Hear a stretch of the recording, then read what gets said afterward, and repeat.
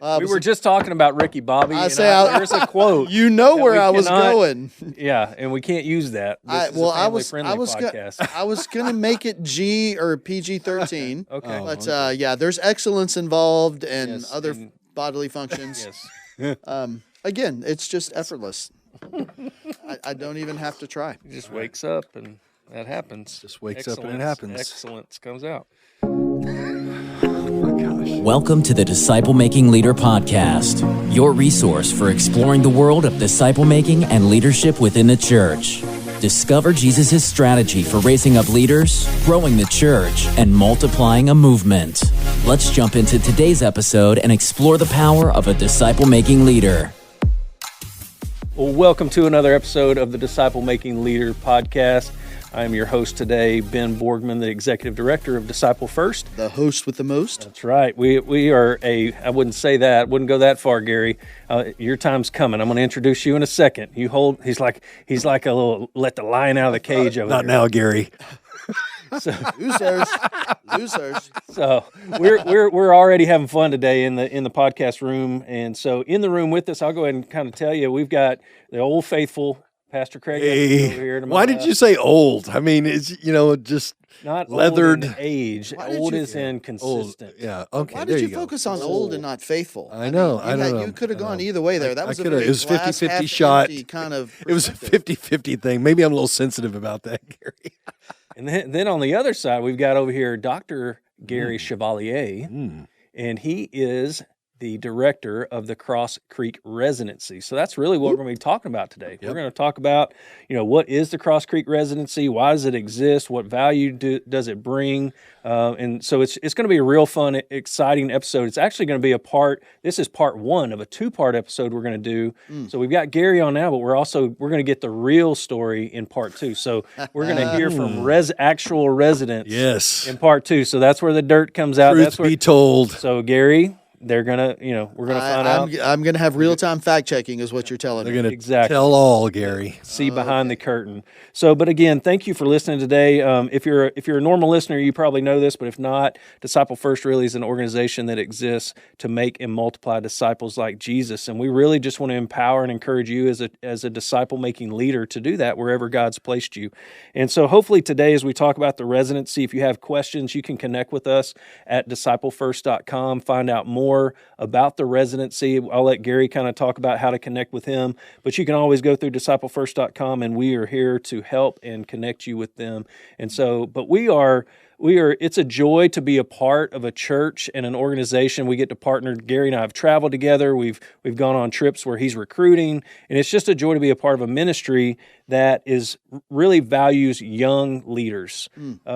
To me, on the outside looking in, and we'll kind of get into this, but the outside looking in was that the biggest win for me from the outside looking is that the residency brings new life into the ministry. Yep. They're in meetings, they're in church, and all those different things. But so we'll kind of get to that as we get going. But I love watching you work with the residents, pouring to them, encourage them, and just talking to students. It's just been a joy to get to know you and serve with you, Gary, as we kind of just get to travel around and do. Likewise, Ben. Man, I'm feeling the love right here. There's lots of love in this room. It's warm and fuzzy. That's right. Around the table. And still old. So Gary, Gary, you're the director. So tell us more about yourself. But number one, you're on here talking about the residency. So you are the director of the Cross Creek Residency. Correct. So just tell us more about yourself. How did you get into this role? What else do you do? Just kind of maybe your spiritual journey. Like, how'd you get in ministry in general? Oh gosh, man, that's I went kicking and screaming, to be completely honest. I went to college as a biology major. I wanted to be an eye surgeon and operate on people's eyes and stuff. And we spent a lot of late nights at the Waffle House studying, and I was also involved in music at the time. So all my friends were studying music, and I was learning the names of the muscles in the shoulder of a cat. And I'm like, this is stupid. I don't want to do this anymore. I want to learn this. And smelly. I've had to do that. Yes. Smelly. And the shark was the worst when we dissected it. But anyway, I changed my major. God got a hold of my heart. I started actually living for Christ at that time. There's a whole series of events that God just used an amazing way to trick me.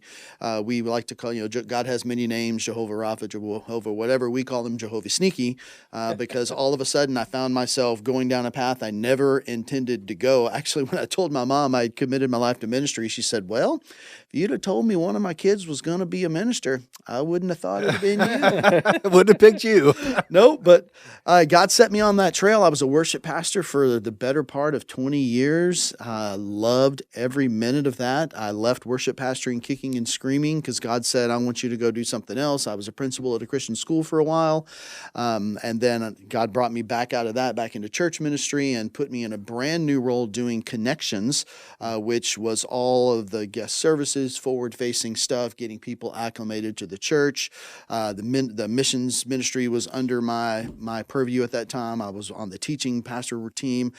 Basically, if I look back at my career, it's fun to see how God has kind of uniquely prepared me for this, because I've done pretty much every job in the church except being the lead pastor. I've been a business administrator for a while. I was a music and youth pastor for a while. So I mean, there's very little in the church I actually haven't done, which completely, if you look at it now, I am connecting with residents that God has called to all these different areas, and I know just enough in those areas to be really, really dangerous. But I've loved every minute of that. A couple of years ago, God called me to go pursue a doctorate. Lord only knows why.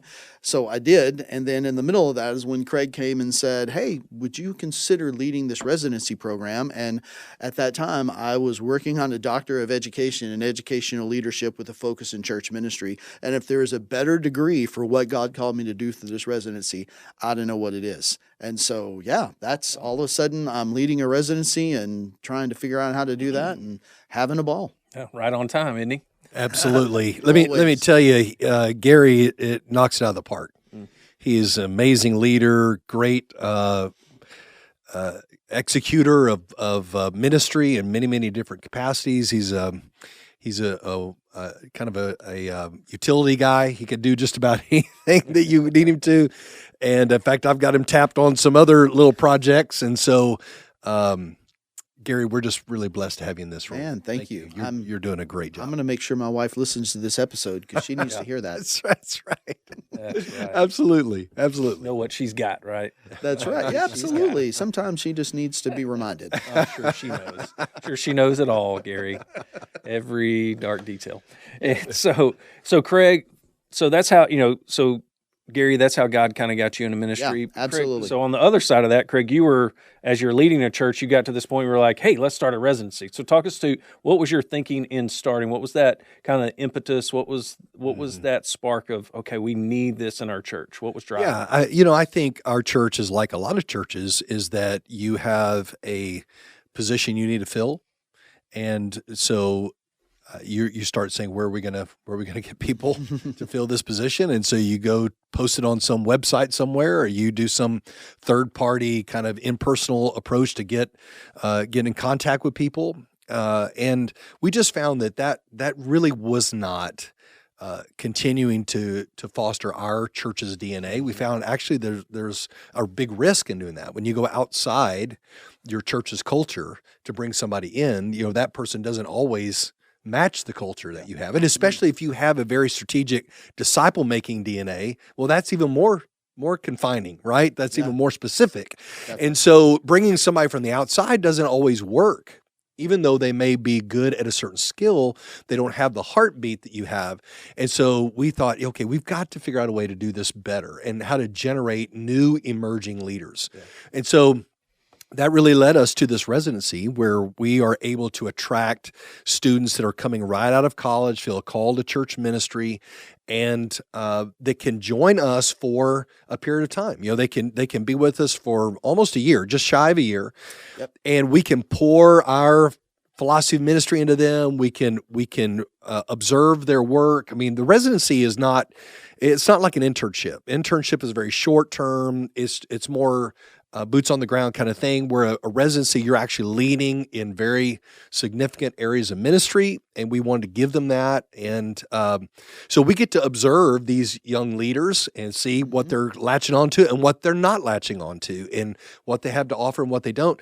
And then, after the residency is over, some of them will go off to great places to serve the kingdom of God, and some of them will stay on our team. And so it's really proven to be a wonderful addition to our church staff. We have lots of young leaders every year coming on our campus, hanging out with us, learning, eager to grow, which just gives a whole new vibe to our team. But then also we have an opportunity to see some of them stay on the team and continue moving forward. So when we come to the hire, you know exactly what you're getting, and they know exactly what they're getting too, right? There's no wool over the eyes.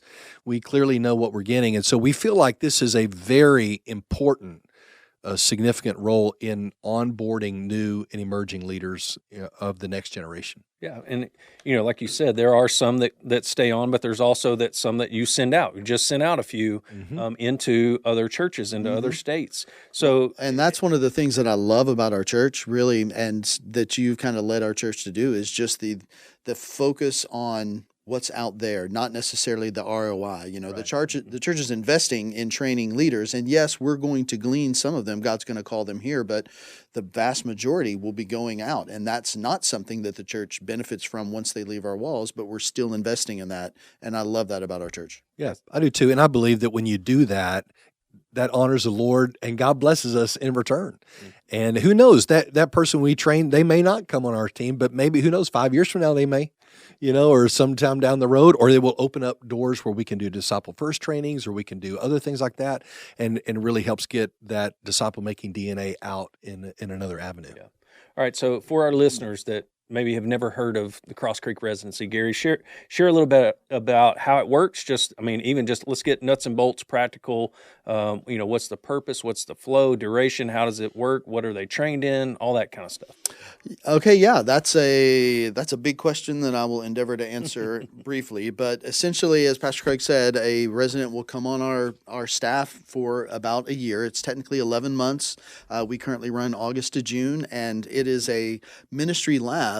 It would be a great way to say that. So I like to think about in medical terms, right? Well, you go to medical school for 4 years to learn everything there is to know about the body, and then you go to your residency where a seasoned doctor teaches you how to be a doctor using the knowledge that you have. And so residency is like that. They go coming out of college, God has called them to ministry. They have these skills and these passions and desires, but ministry is like no other profession on the world. And so you come on our staff and you learn how to actually be a pastor. And so we take young ministry leaders who are called to ministry in the local church, and then we basically have 3 goals for them: ministry competency, leadership development, and spiritual formation. And those are the 3 things that we focus on all year. Each resident is paired with what I like to call a ministry coach, but that is a seasoned pastor who has been doing that job for years. They know the tips and the tricks. They know the ins and the outs. They know great places to get resources. They know,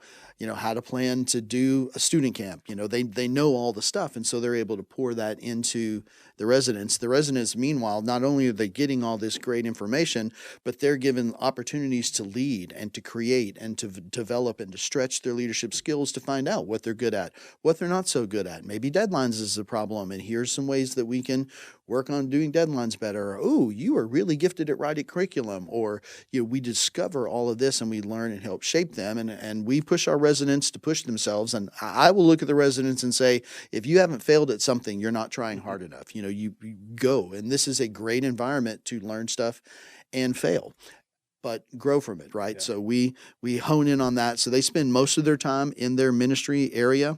So they're like in one specific area, right? Yes, yes. Students or worship or kid, whatever that area that God's called them to happens to be. And then they spend a little bit of time each week together. I like to call it colloquium, which is basically just my fancy Latin word that means a gathering for the purpose of learning. We could call it class, but nobody wants to go to class. But colloquium sounds really cool. So they spend a little time with me each week in colloquium. We read books. We have guest lectures come in. Pastor Craig actually is a very active part pouring into our residents through that colloquium time, particularly in disciple making, particularly in preaching and teaching and vision casting and all the stuff that he's really gifted and good at. And he comes in. But we teach. Hey, how do you recruit and train and, more importantly, retain volunteers? How do you create a budget when you don't know how much money you're actually going to have? How do you do a hospital visit and minister to a family in crisis? All the stuff that when a church hires someone, they're going to expect them to know how to do. And so we try to make sure that our residents have reps in all of that. So that's why it's a calendar year. We want to make sure they see a full church cycle and they do it in an environment where they're going to learn and grow, stretch their leadership wings, and, be safe to fail.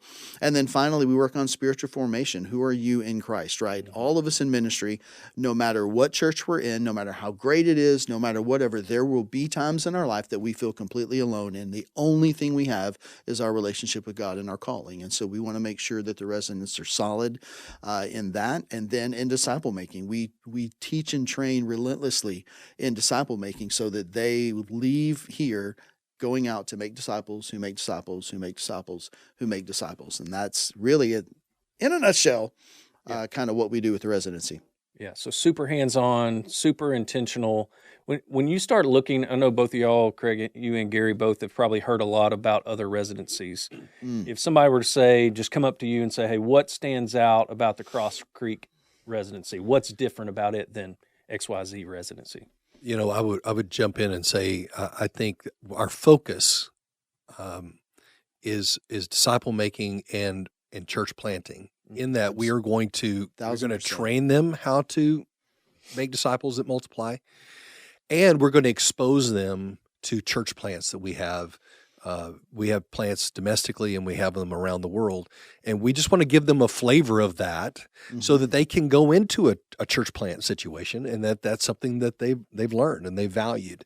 I think that's a little bit of the niche that we have. There are lots of other residencies, and I know Gary has done a lot. You actually work with other large residencies across the country. Absolutely. So you might want to speak to that. But I think that those are the kind of the niche elements to our residency that set us apart. Yeah, you were 100% correct. I did a lot of research before starting the residency, and I know a lot of folks. There are no two residencies anywhere that are the same.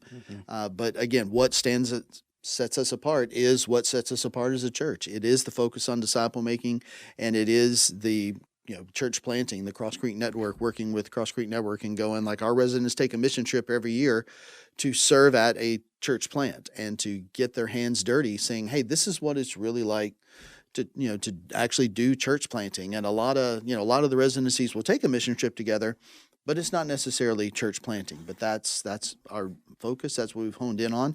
I would love if some of our residents made connections with some of our church planters and were like, oh my goodness, I think God is calling me here to come. And so when I complete the residency, maybe I'm a worship leader in this church plant over here in Montana or Las Vegas or wherever. They need someone who's a worship leader. I could fill that role.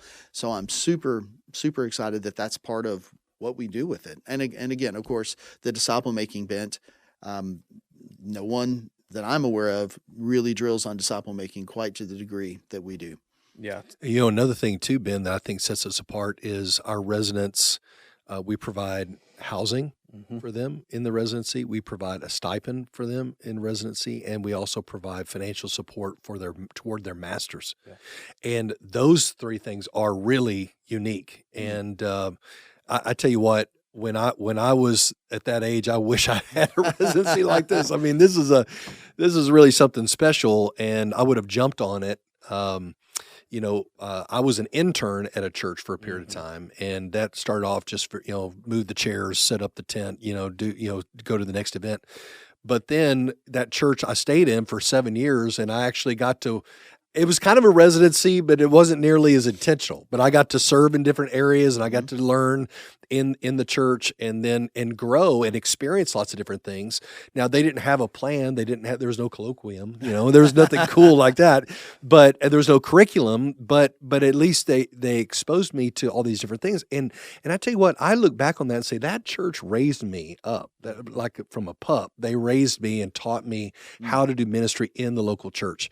And that's really what we're trying to do here in the residency, is create a very intentional plan that you could come into. And by the way, it's not easy to get into our residency. I mean, not just everybody that, fills out an application gets in. There has to be a match, right? You have to have a match of them to a coach. Unfortunately, yeah, we've had to say no far more than we would like to. And far more than we've said yes, but it's a one-to-one coach. Like, someone has got to A, have the ability to coach, B, have the expertise to coach, and C, have the time to coach, because there's a time investment there as well. So we only have a certain amount of people that we can host each year anyway, just because of our church staff.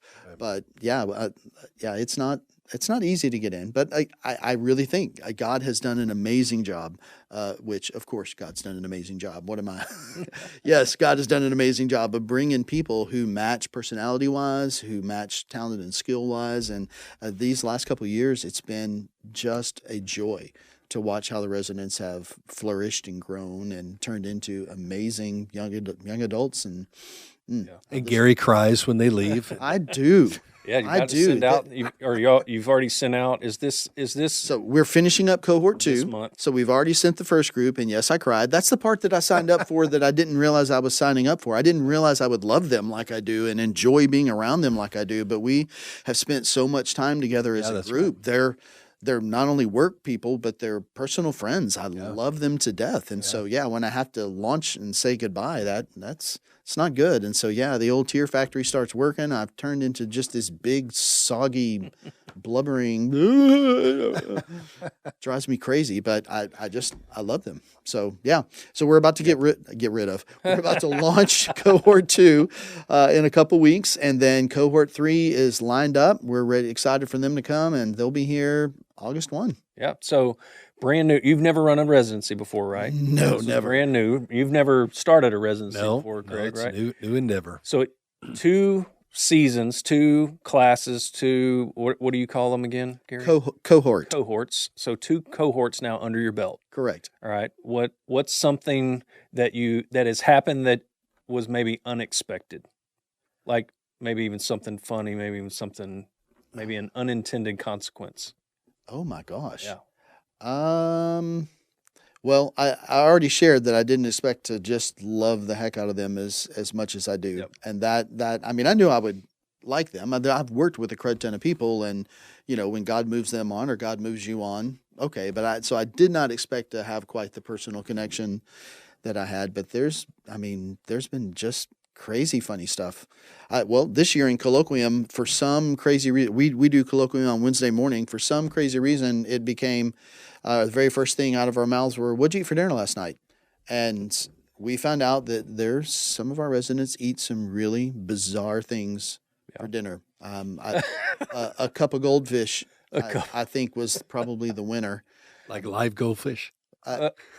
I don't think they were live Crackers, goldfish, but I mean, Hey, come on! You've got 2 grandkids now. You know what goldfish are. Yeah, I know what goldfish are.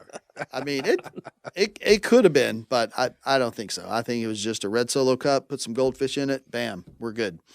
Breakfast of or dinner of champions. The dinner of champions, yes. Gosh, what else has happened that has been surprising, amazing? I'll jump in and say, Please, rescue me. I don't know that this is surprising, but it may be affirming that of the residents that have come through and that have stayed on our team, we've just seen them really add value day one. Yeah. And we're super proud of them. We see them doing such a great job. The way they interface with our team is just great because they've already been with us. And so they just kind of shift right into that new role. And so we're super, super thankful for them, and it's just reaffirming that what we hoped was going to happen actually happened, and and that makes it worthwhile. And our church family is excited about it. They love interacting with them. They love the fact that we have residents here that are learning. They're proud of them. And so our church has really kind of embraced this as a way that we are trying to raise up the next generation of leaders. Our church's mission statement is to lead every generation to know and follow Jesus. So this really fits in our mission statement of raising up the next generation of leaders. Yeah, because they're on stage, even on a Sunday morning aspect, they're visible. They're there. They're in group life. They're adding this kind of, and again, Cross Creek is in a little bit of a suburb, maybe kind of more of that, not just necessarily your starter community, right? But so it does breathe a little bit of life and young leadership into the body of the church, which we need. We're not getting any younger, Craig. No, absolutely. Gary, are you getting younger? Speak for yourself. I mean, he's old, but I'm good. That's the secret of the residency. It's making you younger, isn't it? There you go. Listen, hanging out with younger, I have really, really enjoyed that. And maybe that's a surprise as well, is I think I had spent a long time working with adults and not as much with younger ones. So when I got to hang out with these college-age kids and really see their passion for Christ and their desire to serve and their eagerness to learn, and I found that very encouraging and very uplifting and giving me a lot of hope for the future. Like these people, I mean, they've grown up with oppression. I don't want to say oppression, but they've grown up with a popular opinion towards Christianity that is way negative, which was not as negative as when I grew up with. And so for them to come out of that so passionate and ready to jump in and whatever come, hey, we're going to serve, we're going to this. I found that super invigorating and just love being around them, and love learning their slang too. It's kept me really good of learning the slang, which I then turn around and go use inappropriately and improperly with my children. And the amount of eye rolls I've got from that has been glorious. I bet. You learned. You told me you learned all the newest Christian hip hop artists, like who's in, who's not. Totally. Yes. Forrest Frank, Josiah Queen. I mean, I got a lecture, and I'm like, I don't know who these people are at all. Staying in the know, but cool. Now you do. Now I do. Gary, it's hip Gary now. Very hip Gary. Yeah. Yes. Very hip. And Ben, another thing of kind of moving forward in the residency. We're now dreaming about how do we expand the residency just beyond our own campus here. Mm-hmm. How can we have residents in some of our church planting hubs across the country, maybe even internationally? What does that look like? So, there's some dreaming even now in this stage of what the residency looks like in the future. Another thing we would love to do is a pastor listening to this that says, hey, I would love to send someone to be a part of that residency. Then great. We would love to partner with you in that and send them back to you after they're done, or whatever the case may be. Or if you're like, hey, we'd like to potentially hire someone from the residency, then we would love to interact with pastors and churches that are like-minded, meaning you have a disciple-making heart that would want to receive a resident that's been through our training. So we feel like this is a partnership with the larger body of Christ that we can offer. Yeah, for sure. So Gary, a lot of our listeners are pastors. So if they're a pastor, or even if they're a young leader that may be interested in the residency, what's the best way to connect with you? Well, the easiest thing is just going to be email me. I'm pretty good about answering email. So GaryC@crosscreekchurch.com. Yeah, we'll put that in the show notes too. Definitely. Of course, you can go to the church's website and find it, or CrossCreekResidency.com is also the residency's official website. So all of that contact information is there. But yeah, I'm always looking for people. I'm always looking to talk to people. And again, like Craig said, whether there's someone in your church that you are trying to pour into, well, maybe they can come be a part of the residency. Maybe there's a way that we work out and do residency remote, or maybe they come here and then we send them back to you, or maybe you're needing a position filled. There's who knows. Yeah. I've said this multiple times with our residents. Who knows what God wants to do? Yeah. Yeah. So always keep your mind open. Always be looking forward and be available when the Holy Spirit says, "Ooh, this would be cool." Yeah. No doubt. Yeah, I think it's just an amazing thing that y'all have pressed into here, because I think it does nothing but breathe life and youth, and just it helps you dream. It just creates a vibrancy that I think maybe sometimes even on a church staff may get stale at times. So I think it just brings life into the whole thing. So I'm excited you guys have done that. Glad it's going well. It's good to watch. And so we're going to talk about, and so this, like I said at the beginning, this was part one of a 2-part episode. Now we're going to get the nitty gritty, the real experiences of actual residents. Well, and I'm excited for you to do that, because honestly, that's the best part of the we can talk about how, we're 2 cohorts in and we're this and this, but really at the end of the day, it's the residents who are amazing. If the residents weren't amazing, we would probably not be having this podcast right now. Yeah. But they've made my life and my job super easy, because they're just gifted, amazing young adults that you love and want to be around. Yeah. Well, thank you for being on today, Gary. Super proud of you, and just thankful to get to serve alongside you. Thankful to Craig to put a lot of weight and effort in behind these initiatives. And again, I think it breathes nothing but life and vibrancy into the ministry. So it's really cool to watch Completely. from our side too. Thank you. And so if you're listening out there again today, we will have how you can connect with the Cross Creek Residency in the show notes, just in the description down there, links for you to follow. And we just really appreciate the fact that you continue to listen to us, but we want to make sure that you look out for part 2 of this episode coming up soon on the Disciple Making Leader podcast. Thanks for listening. Thank you for listening to the Disciple Making Leader podcast, brought to you by Disciple First. We hope today's episode has been both helpful and challenging in your journey to becoming a disciple-making leader. Don't forget to hit the subscribe button to make sure you hear the next episode. And if you have a moment, we'd love to hear your thoughts. Leave a review and share this podcast with your friends. Until next time, keep making Jesus the model for your life and ministry.